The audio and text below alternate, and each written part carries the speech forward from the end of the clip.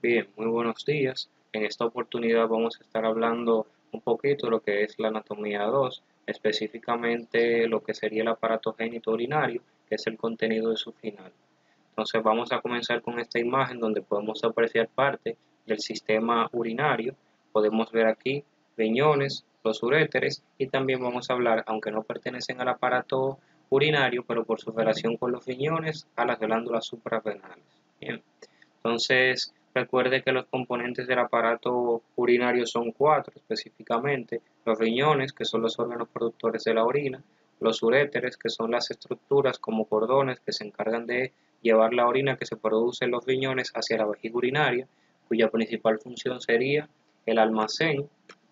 Aquí la tenemos, el almacén de la orina; y la última estructura, que es la uretra, que es vamos a decir que la cavidad o cilindro que comunica la vejiga urinaria con el exterior para la expulsión de la orina a través de la micción.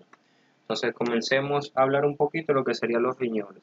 Ya ustedes conocen que aparte de su función en la filtración de la sangre para la producción de la orina, que el riñón también se encarga de funciones diversas, dentro de las cuales tenemos, por ejemplo, la producción de renina, la producción de eritroproyectina, tenemos la regulación del volumen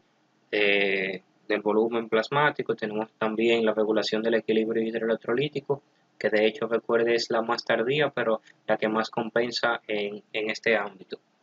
Vamos a enfocarnos en lo que sería la parte anatómica. Los riñones son órganos que se encuentran detrás del peritoneo parietal, por lo tanto se consideran retroperitoneales en su relación con el mismo y por lo tanto se encuentran adosados a la pared posterior del abdomen. O sea que la vista que tenemos acá en esta imagen es una vista de la pared posterior del abdomen desde adelante, desde anterior.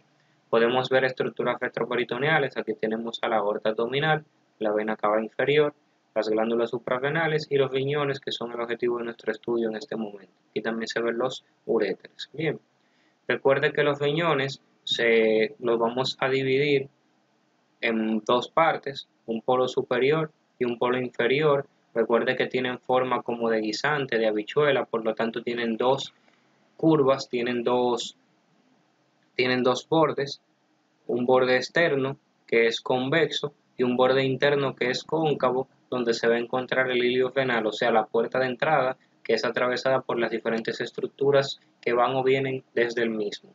Bien, entonces también podemos hablar en los riñones de una cara anterior y de una cara posterior. Es importante eso de las caras porque, aprovechando lo mismo, podemos comentar una de las cosas más importantes de forma anatómica de los riñones, que serían sus relaciones. ¿Por qué es importante que usted lo conozca? Porque van a variar dependiendo de qué riñón le estén señalando, sea el izquierdo o sea el derecho. Primero, si nos fijamos en esta imagen de acá, los riñones, aunque son órganos pares bilaterales, tienen sus diferencias. Una de las principales diferencias, aparte de las relaciones, es la ubicación, o sea, la posición. De forma general, los riñones se encuentran más o menos a la altura de las vértebras de T12 a L3. T12 a L3. Ahora, ¿qué pasa? Esto es una vista posterior del dorso. Esto sería el riñón derecho, que sería este de acá. Si usted se fija en ambas imágenes, el riñón derecho, si trazamos una línea horizontal, se ve que está un poquito más abajo que el riñón izquierdo.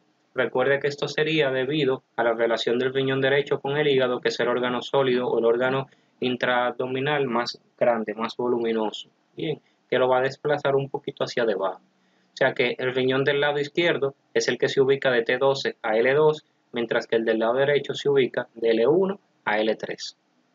Bien, entonces ahora, en cuanto a las relaciones de los riñones, vamos a hablar primero de las que son posteriores, porque esas sí son compartidas para ambos. ¿Cuáles son las relaciones posteriores? Vamos a tener ahí dos nervios, o sea, dos estructuras nerviosas y tres músculos. O sea que básicamente las relaciones posteriores de estos órganos son músculos nerviosas. Los dos nervios son los ramos terminales del E1 del plexo lumbar, que son los nervios ilio-hipogástrico y el nervio ilio-inguinal. Y los músculos son, en relación con la parte superior, o sea, con el polo superior, recuerde, en la región posterior tenemos el músculo diafragma. Y en relación con el tercio medio inferior tenemos a los músculos psoas mayor y cuadrado lumbar. Bien, estas serían las relaciones posteriores.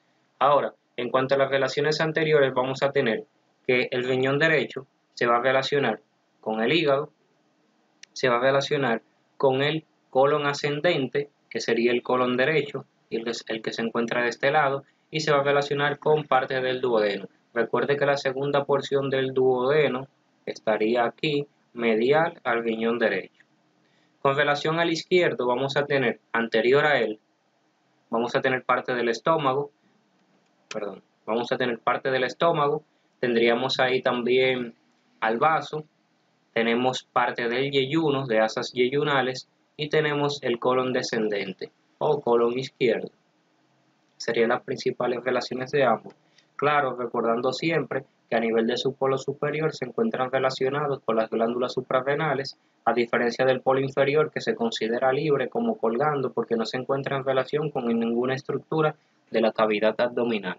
Bien, recuerde, solamente están cubiertos por peritoneo en su cara anterior. La longitud aproximada de cada uno de los riñones sería de 10 centímetros de largo, 5 centímetros de ancho por 2.5 centímetros de grosor. Acá tenemos lo que sería la vascularización de los mismos. ¿Qué pasa con los riñones? Aquí lo podemos apreciar mejor. La arteria que se encarga de vascularizar los riñones son las arterias renales, que son ramas viscerales pares de la aorta abdominal, o sea que vienen directamente de. Aquí se puede ver. Mira aquí la del lado derecho, mira la del lado izquierdo. Será más larga la arteria renal del lado derecho. Recuerde que esto es simplemente debido a que la aorta abdominal, se encuentra del lado izquierdo de la línea media. Por lo tanto, se le encuentra más lejos de ella el riñón derecho. Por lo tanto, esa arteria renal derecha tiene que ser un poquito más larga. Y lo contrario sería para las venas. Como la vena cava inferior se encuentra del lado derecho, la vena renal izquierda tiene que ser más larga. Bien. Entonces, fíjese cómo a lo interno del riñón podemos apreciar su configuración. Vamos a dividirlo en este corte interno en dos partes. Una porción periférica que vamos a llamar corteza y una porción central que vamos a llamar médula. Y dentro de la médula entonces vamos a hacer otras dos divisiones. Vamos a dividir la médula en unas zonas triangulares, que son estas de acá, que se denominan pirámides, y las porciones que se encuentran entre una pirámide y la otra, que se denominan columnas. Tenemos columnas y pirámides. Bien, entonces las pirámides todas, su vértice se orienta hacia el hilio renal, hacia el centro, hacia la porción cóncava, y van a terminar a través de una papila en lo que se denominan cálices menores. Esos cálices menores se van a ir uniendo para formar lo que llamamos cálices mayores. Y al final, esos cálices mayores se unen y forman lo que se denomina pelvis renal. Esa pelvis renal es la parte de la vía urinaria que luego se va a continuar con el uréter para transportar la orina. Bien, entonces, si usted se fija acá, la arteria renal inmediatamente se introduce en el parénquima del mismo, o incluso antes de hacerlo, se va a bifurcar, dando origen a lo que se denominan segmentos. Pero si usted se fija, cada uno de los segmentos de las arterias, las divisiones, que vamos a llamar arterias segmentarias, no entran en contacto una con la otra, o sea que no existen anastomosis entre un segmento renal y el otro, y eso es una ventaja que se aprovecha en la parte quirúrgica, porque se pueden intervenir los riñones y hacer resecciones segmentarias, o sea, usted podría retirar un segmento de un riñón sin afectar lo demás. Eso es un detalle a tener pendiente. Bien. Con relación al drenaje venoso de los mismos, recuerde que tenemos las venas renales que drenan directamente en la vena cava. Una diferencia que usted sí debe tener pendiente es que la vena renal izquierda recibe afluentes que no recibe la vena renal derecha. Por ejemplo, aquí tenemos una comunicación con la vena lumbar ascendente, tenemos a la vena suprarrenal izquierda, tenemos a la vena gonadal izquierda, que sería esta de acá. Entonces debe tener pendiente eso, que hay afluentes que recibe la vena renal izquierda que no las recibe la derecha. Todas esas que mencionamos en el lado derecho drenan directamente en la vena cava inferior. Fíjese por ejemplo aquí la vena gonadal derecha se va directo a la vena cava. Aquí se fue hacia la vena renal izquierda. Mire aquí a la vena suprarrenal se va directo a la vena renal izquierda. Acá está cortada, pero terminaría en la vena cava inferior directamente. Bien. Entonces vamos a tomar esta imagen, vamos a hablar un poquito de lo que serían los uréteres. Los uréteres son estructuras musculares, de paredes musculares, con una luz estrecha, cuya principal función es el transporte de la orina desde su producción a nivel del riñón hasta la vejiga urinaria, donde se va a almacenar.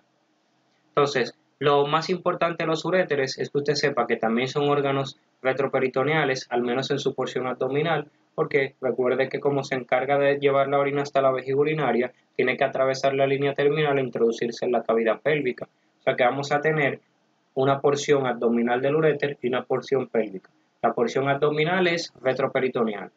Entonces, fíjese que en su trayecto, el uréter le va a pasar por encima a la ilíaca común, casi siempre justo a nivel de la bifurcación. Aquí se ve un poquito inferior donde ya la ilíaca común se va a bifurcar para dar origen a la ilíaca interna y a la ilíaca externa.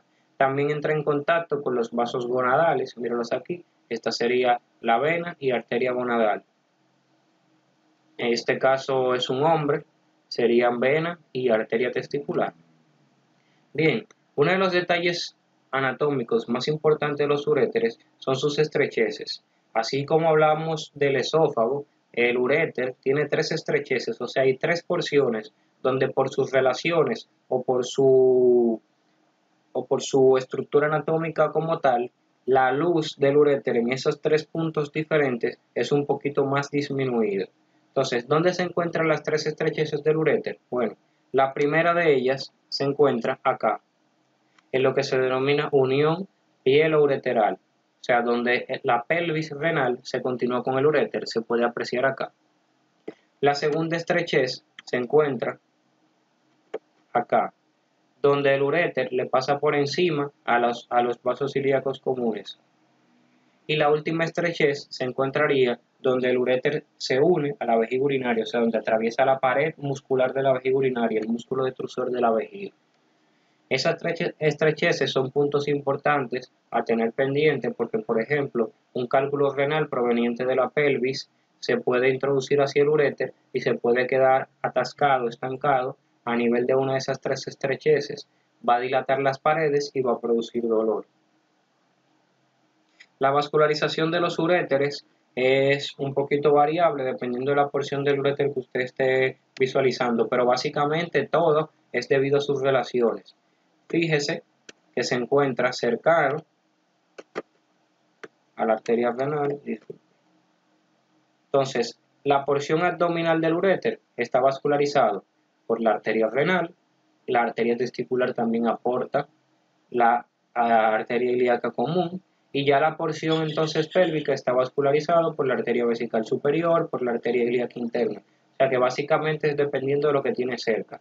El drenaje venoso igual sería satélite, o sea que la mayor parte del drenaje venoso acompaña al drenaje venoso del riñón hacia la vena renal. Entonces aquí tenemos a las glándulas suprarrenales. Las glándulas suprarrenales son estructuras pares también bilaterales que se encuentran asociadas al polo superior de los riñones y que se consideran como parte del sistema nervioso autónomo. Recuerde, aunque se encuentran en relación anatómica estrecha con los riñones, no lo es en cuanto a función. ¿Qué pasa? Las glándulas suprarrenales las vamos a dividir en dos partes, igual que los riñones. Que aquí no tenemos la imagen, la dividimos en dos. Una corteza, que sería la zona periférica, y una médula, que sería la zona central. A nivel de la corteza de la glándula suprarrenal, que deriva del mesodermo embrionario, se producen hormonas. Bien. A nivel de la porción central o médula, se van a producir catecolaminas.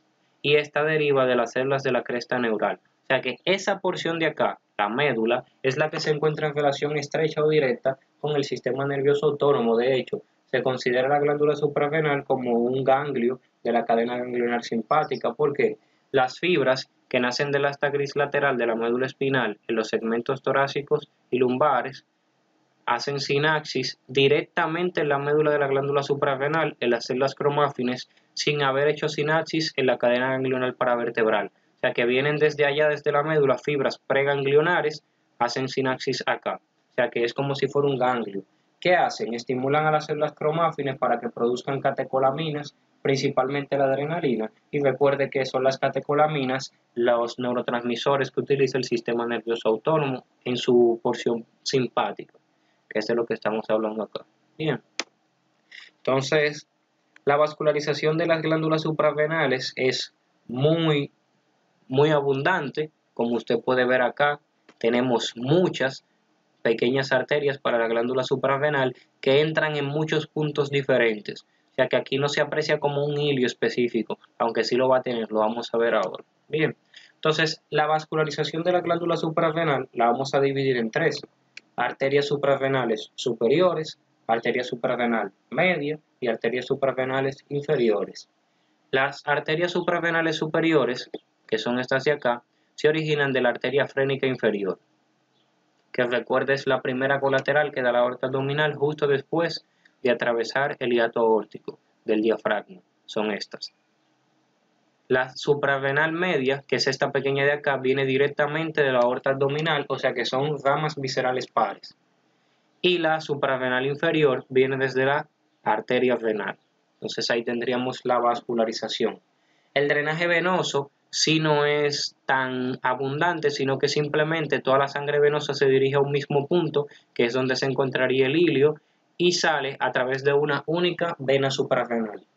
Recuerde que la vena suprarrenal izquierda drena la vena renal, mientras que la del lado derecho se va directamente a la vena cava, aunque en esta imagen no lo vemos. Aquí se ve. Aquí la del lado derecho se fue a la vena cava, aquí la del lado izquierdo se fue hacia la vena renal. La linfa de todas esas estructuras que hemos mencionado, glándula suprarrenal, riñón, porción abdominal de los uréteres, se dirige hacia los nódulos linfáticos lumbares, derechos e izquierdos. Entonces, para terminar con lo que sería el aparato urinario, vamos a hablar de la vejiga acá. Ya la uretra la vamos a comentar junto con los órganos de la cavidad pélvica. La vejiga urinaria es un órgano muscular y hueco, cuya función es almacenar la orina para su posterior evacuación durante la micción. Tiene una pared muscular bastante gruesa, que se denomina músculo detrusor de la vejiga. Vamos a tener que esa vejiga urinaria tiene forma tetraédrica cuando está vacía y que se encuentra en relación con diferentes estructuras de la región pélvica, que la vamos a apreciar en otra imagen más adelante. Esta vejiga urinaria la vamos a dividir en varias partes. Para eso vamos a utilizar esta imagen de acá. En esta imagen, esta es la vejiga urinaria. La vejiga urinaria va a tener un vértice que se orienta hacia anterior y se encuentra en relación con la sínfisis del pubis.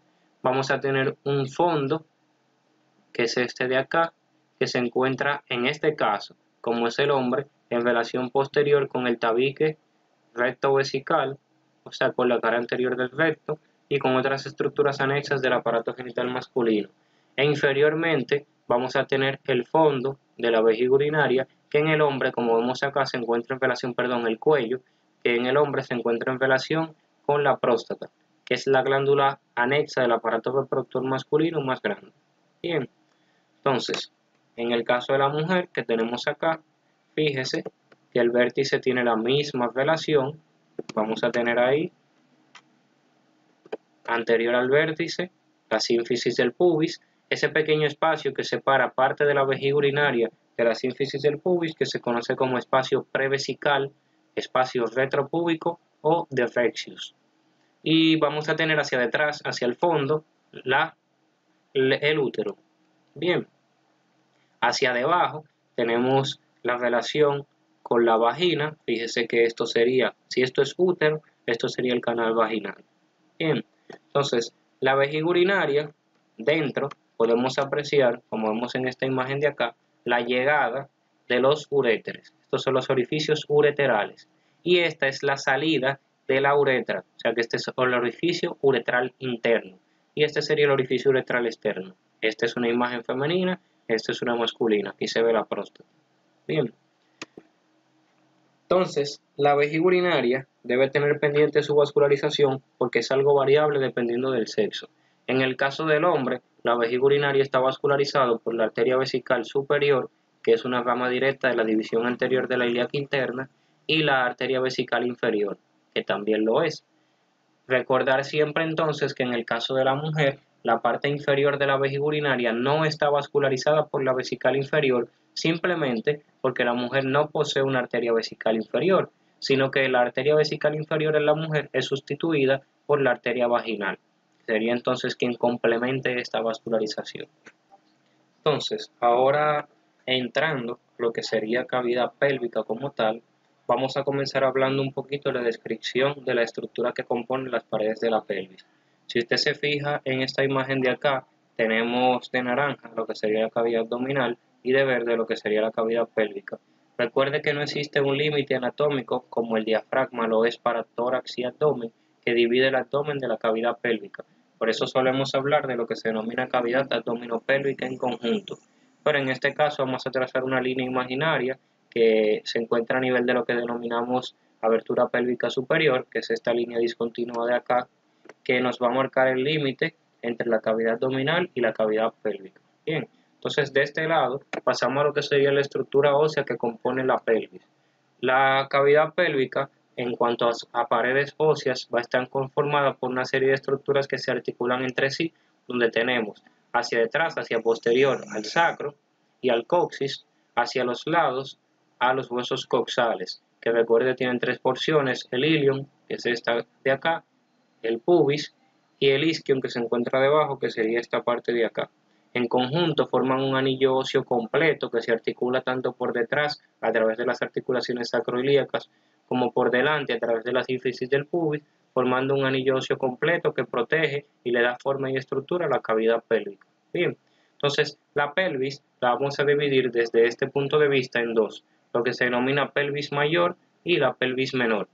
La pelvis mayor, o también conocida como pelvis falsa, se encuentra por encima de lo que se conoce como abertura pélvica superior o línea terminal.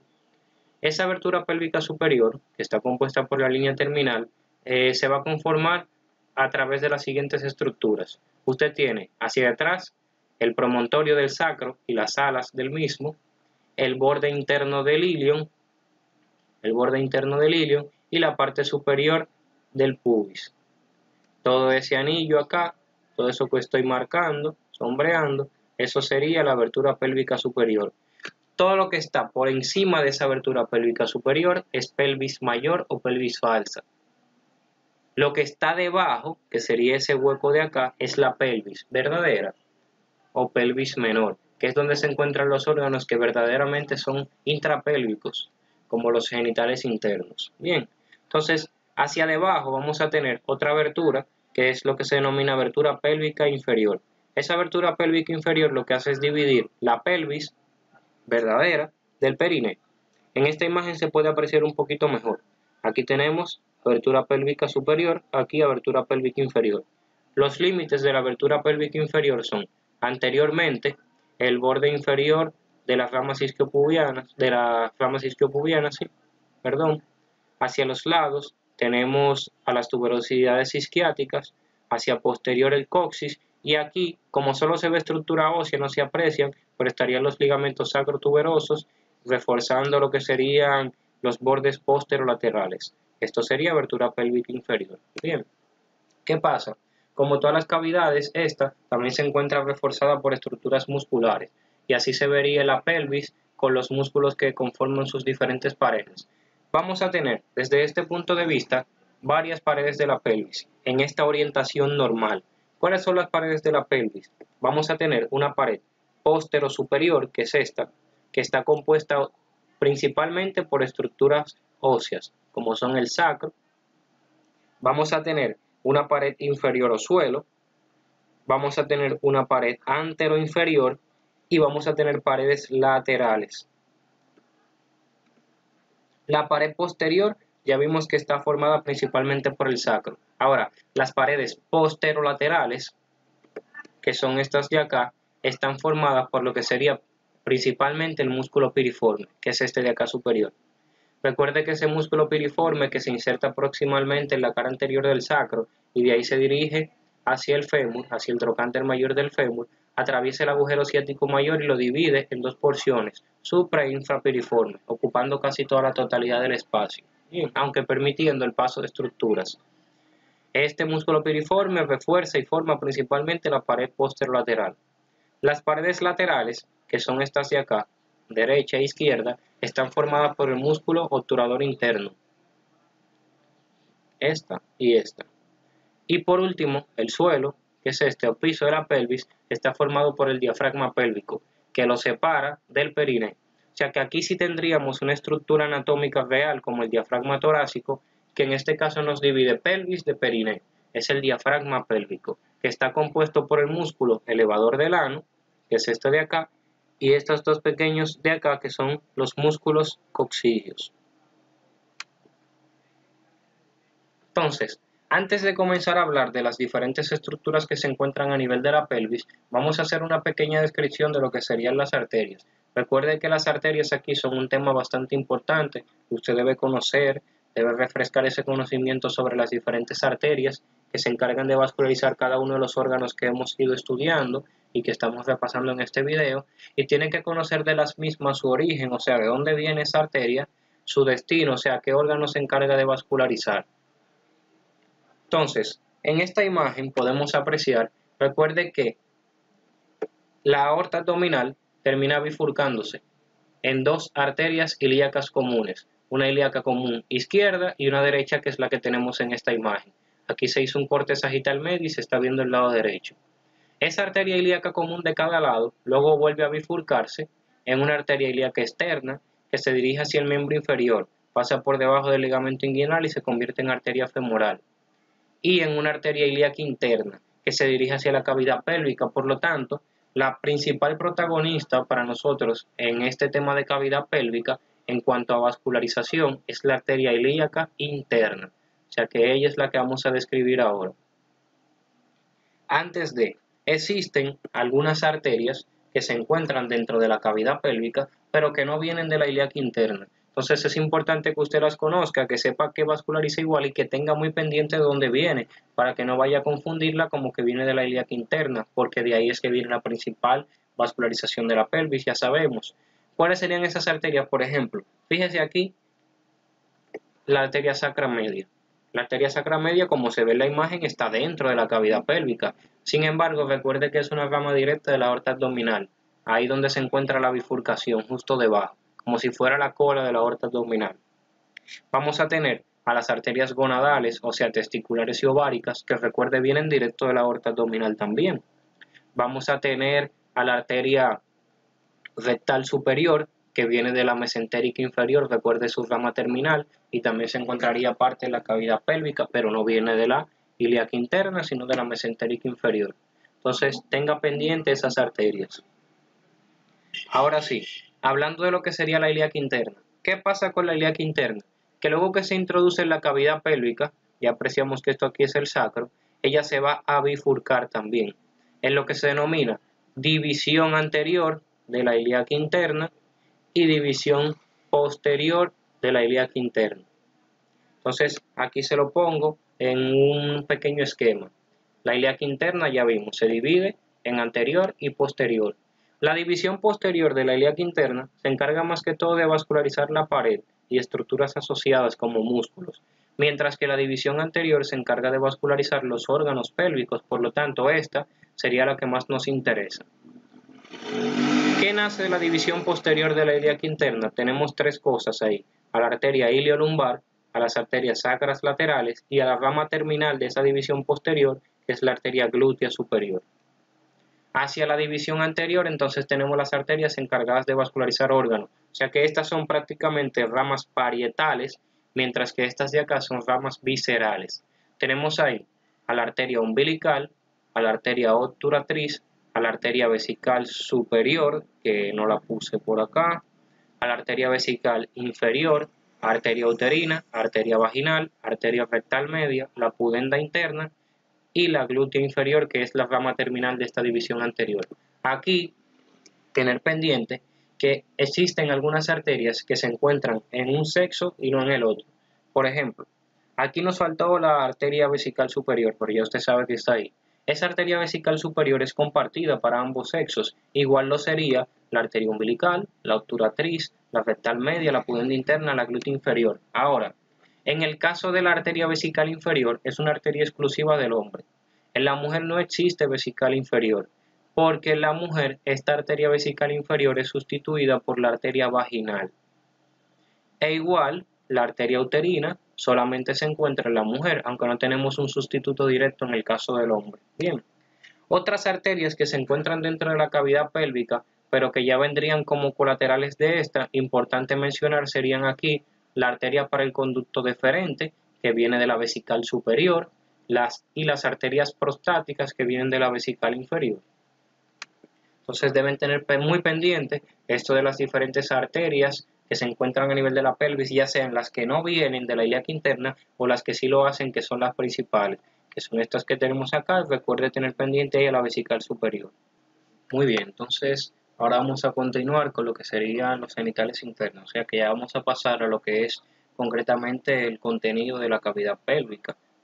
Específicamente aquí estaríamos a nivel de la pelvis menor. Bien, entonces aquí vamos a estudiar dos imágenes que serían los genitales internos masculinos y los genitales internos femeninos.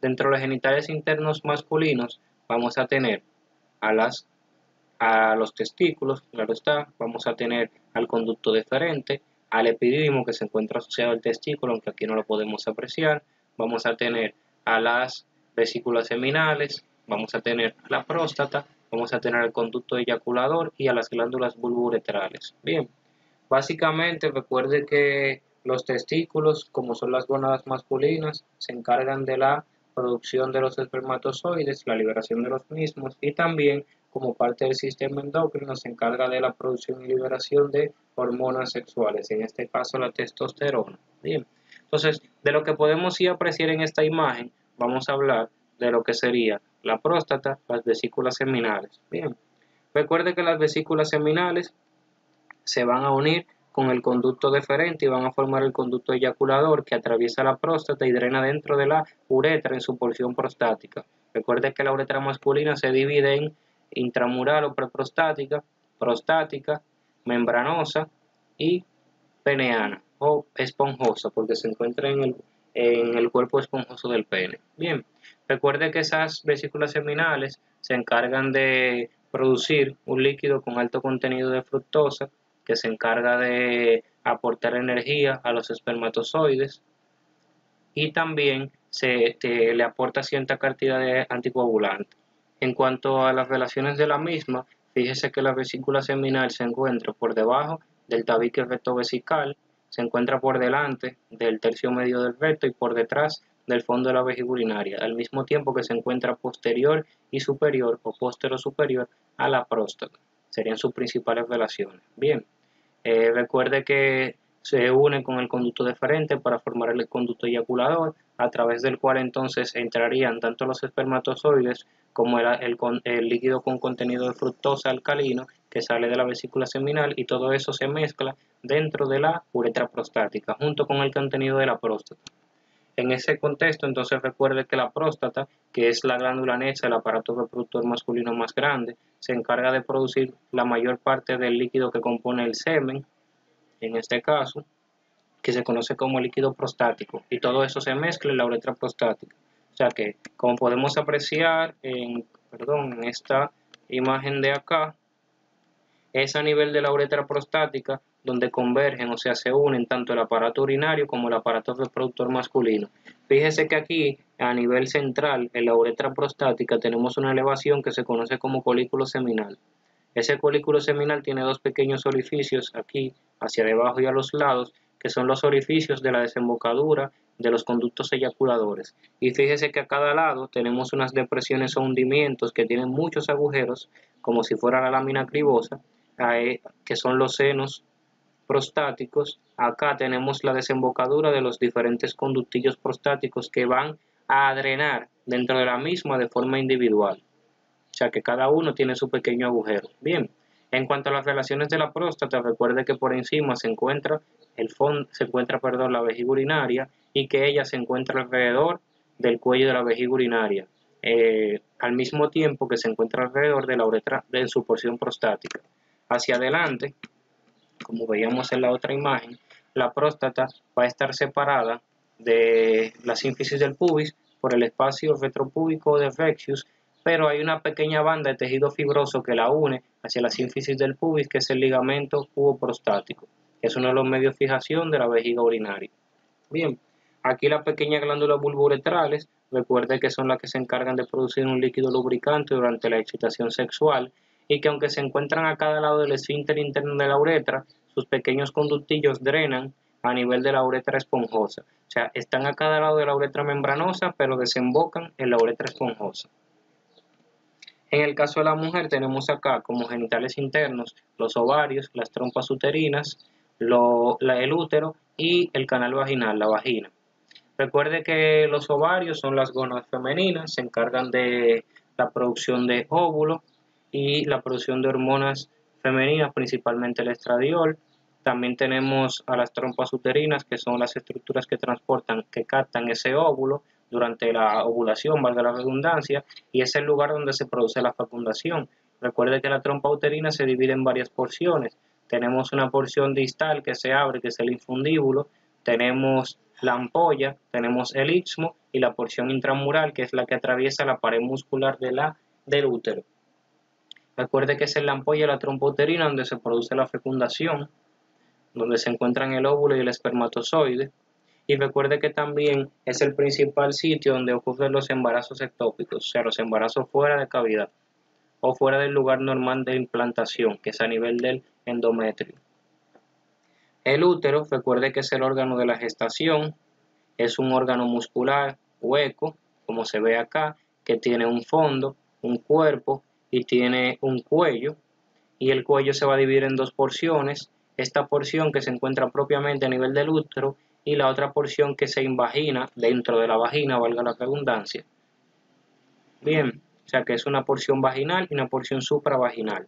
En cuanto a sus relaciones, se pueden apreciar muy bien en esta imagen. Fíjese que hacia adelante y hacia debajo se relaciona con la cara superior de la vejiga urinaria. Hacia detrás se encuentra en relación con el tabique rectouterino o fondo de saco de Douglas, que lo separa del tercio medio del recto. Y hacia debajo se va a continuar a través de la abertura de su cuello con el canal vaginal. Bien, ya la vagina, recuerde que es la vía de salida, es una estructura, un canal también muscular que va a tener varias funciones como son la resección del pene durante el coito, la salida del flujo menstrual y también la salida del feto, la salida del niño durante el parto vía vaginal. Entonces, en cuanto a sus relaciones, también se pueden apreciar en la imagen que hacia atrás se encuentra en relación con el recto y con el conducto anal, y hacia adelante se encuentra en relación con el fondo de la vejiga urinaria y con la uretra femenina. Bien, entonces, importante de todas esas estructuras que hemos mencionado es su vascularización, aunque ya mencionamos en parte allá. Recuerde que para la vejiga urinaria, en el caso del hombre, tenemos a la arteria vesical superior y a la vesical inferior. En el caso de la mujer, vesical superior y arteria vaginal, que es la sustitución de la vesical inferior. El conducto deferente que mencionamos por ahí, recuerde que tiene su propia arteria, que se llama arteria para el conducto deferente, que proviene de la arteria vesical superior. En el caso de la próstata, tenemos las pequeñas arterias prostáticas que se originan de la arteria vesical inferior. Bien, y tenemos el conducto eyaculador, que dijimos que era la unión del conducto deferente con la vesícula seminal, cuya vascularización proviene de la misma arteria para el conducto deferente. Tener esos detalles pendientes. Los testículos, recuerde que son vascularizados por la arteria testicular, que no viene de la ilíaca interna, sino directamente de la aorta abdominal. Lo mismo para el epidídimo, que se encuentra en relación directa con el testículo. En el caso de la mujer, la arteria ovárica, recuerde, igual viene directo de la aorta abdominal, mientras que la vascularización acá de trompa uterina y del útero sería compartida. O sea, recuerde que la arteria ovárica, y la arteria uterina dan ramas que van a converger y se van a unir. ¿Para qué? Para vascularizar en conjunto a la trompa uterina. O sea que la trompa uterina tendría una doble vascularización, una parte que viene de la arteria ovárica y otra que viene de la arteria uterina. Bien, para la vascularización de la vagina, recuerde que aquí tendríamos que dividirlo porque parte de la vascularización de la vagina proviene de la arteria vaginal, pero otra porción proviene, que sería la porción superior, de la rama descendente de la arteria uterina. y ya la porción inferior de la vagina también tiene una pequeña contribución ahí en cuanto a vascularización de la arteria pudenda interna. Entonces tener ahí esos detalles pendientes. En cuanto al periné que tendríamos acá, recuerde revisar el video donde se le explica cómo se forma, o sea, cuáles son los límites entre el periné y la pelvis menor, y también muy importante cuál es el contenido de los espacios a nivel del periné. Es importante que usted se revise esa parte de nuevo porque ese contenido es uno de los detalles anatómicos importantes en cuanto al mismo. Bien, ¿qué podemos apreciar aquí dentro del periné? Recuerde que esto es el cuerpo perineal y hay una serie de músculos que forman parte del mismo que incluso en esta imagen se pueden apreciar.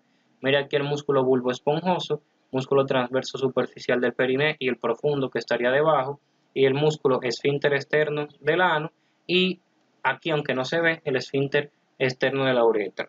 Tenerlo pendiente, son los músculos que forman parte del cuerpo perineal. Este músculo de acá es el músculo isquiocavernoso. Y este músculo de acá es el glúteo mayor. Allá debajo estaría el elevador del ano, que es parte del diafragma pélvico. Bien, o sea que eso quiere decir que aquí usted está viendo el espacio perineal superficial, pero aquí está viendo el espacio perineal profundo. Incluso se pueden apreciar las almohadillas grasas isquioanales allá debajo. Lo mismo acá en el caso de la mujer, tenemos cuerpo perineal, los diferentes músculos que lo forman. Esto sería espacio perineal profundo, esto sería espacio perineal superficial. Mira aquí donde se pueden apreciar parte de los genitales externos femeninos. Tenemos el clítoris, tenemos el introito, la entrada a la vagina, tenemos la salida de la uretra, tenemos acá al bulbo del vestíbulo. Bien, y aquí a las glándulas bulboretrales o a las glándulas vestibulares mayores o de Bartolino. Bien, tenerlo pendiente, estas diferentes estructuras que en conjunto, recuerden, son las que forman la vagina, la vulva. ¿Cuáles son las diferentes estructuras que forman parte de la vulva? Recuerden, el monte del pubis o monte de Venus, el clítoris, los labios menores, los labios mayores. Recuerde la diferencia entre uno y otro, la presencia o no de vello púbico, la coloración, o sea, la hiperpigmentación. Tenemos acá el introito de la vagina. A cada lado profundo, recuerde, el bulbo del vestíbulo, que fue lo que vimos acá. Y tenemos, recuerde, aunque aquí no se aprecia, el himen, que es la membrana que tapiza, que cubre el introito de la vagina. Recuerde que todo esto es hablando solamente de lo que sería el triángulo genital. Recuerde que hacia posterior tenemos el triángulo anal. Aquí se ve acá también. En el caso del hombre, aquí podemos apreciar el testículo que dijimos que no se veía en la imagen pasada. Tenemos acá el epidídimo y mire aquí el cordón espermático con parte de su contenido.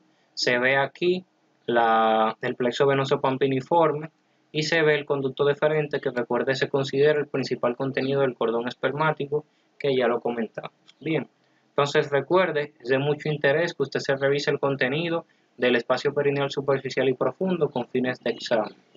Entonces, de forma breve, eso sería básicamente todo con relación a su repaso final de Anatomía 2.